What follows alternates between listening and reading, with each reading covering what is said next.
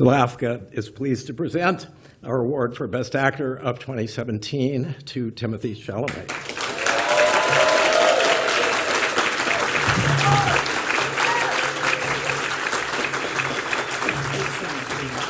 Thank you, Stephen. Thank you so much. Thank you so much for that, Stephen. Wow, I didn't know I was doing all that while I was shooting the movie. I was with Army, who plays Oliver, once, and the film critic Anthony Lane was around, and I said to Army, "Oh, you know, that's Anthony Lane. I really want to speak to him. I love his writing." And Army said, "You don't want to speak to that guy. What he has to say about the movie is way smarter than what you have to say."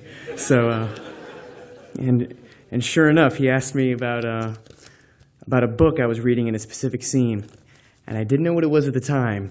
But 16 months later, I didn't, and I thought, "Oh, fuck," you know. So, anyhow, sorry.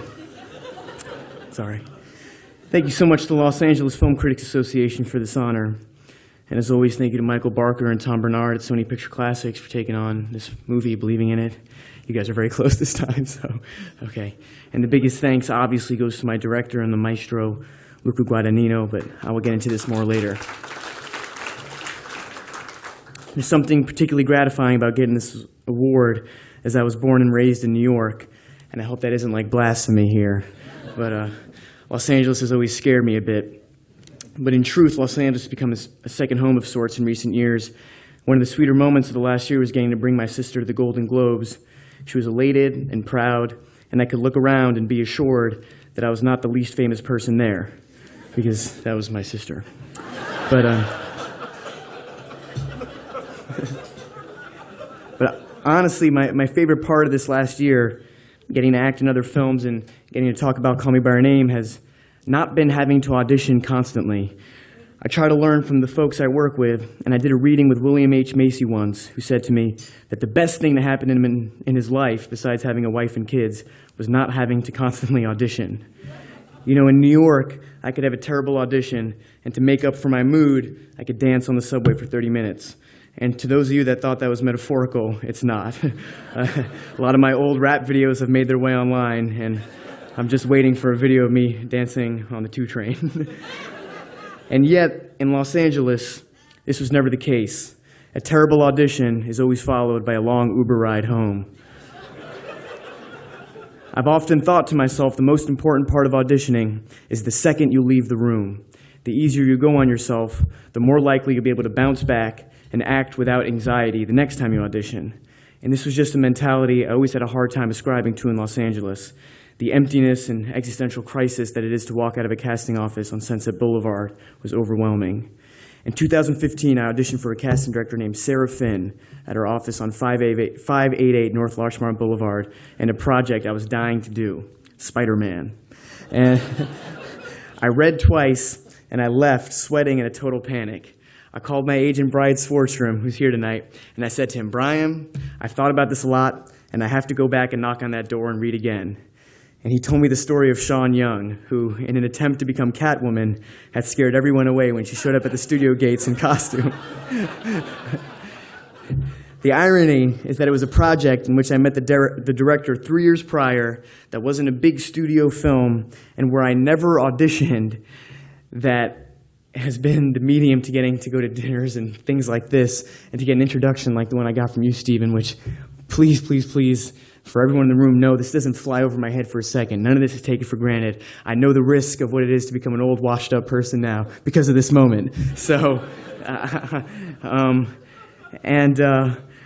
I'm just so appreciative that it was a story that feels like it had to be told about a boundaryless and definitionless expression of love that is maybe counterintuitive to the Western and stringent ways we've talked about love and sexuality in the past. That, again, is the medium in which I get to be here with all of you tonight. Now, Luca, you are, this means nothing coming from a 22-year-old, but seriously, you're like a genius to me.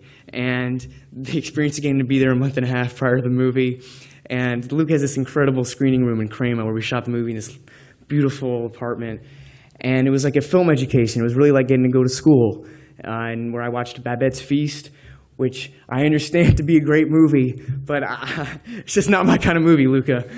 It's great, okay? It's great. I'm just being honest, okay? It's excellent. I'm looking at the critics shaking their head. It's excellent, but it's not for me, okay? But also Alien, which is a great movie and I loved, and Body Double. So listen, it's true. And I'm still at a loss as to why you took a chance on someone with as little street cred as myself. But thank you, and I've said it before, but this is the ride of a lifetime, Luca, really. And I talked about like something like Spider-Man, and weirdly, it's the gift of the universe here that I'm getting people saying, keep working on these kinds of projects and keep working with things of integrity and that are more independently oriented. And certainly, if it was a Chris Nolan opportunity or Guillermo, give me a call if you want to work. Okay. I'm totally serious about that. Yeah, exactly. Please. Then that's great. But I know what an honor this is, and that I want to do everyone in here proud that gave me a vote, and that I'll continue pursuing these things with integrity. With the last person I mentioned, that is only the perfect roadmap when I look at this, and it's Michael Stuhlbarg. And thank you so much, Michael, for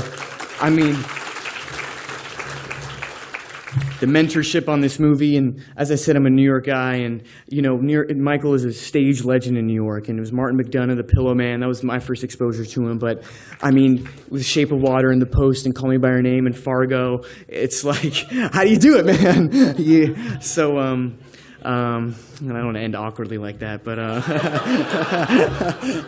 I guess I'm just gonna have to. But seriously, thank you so much for having me tonight. Really.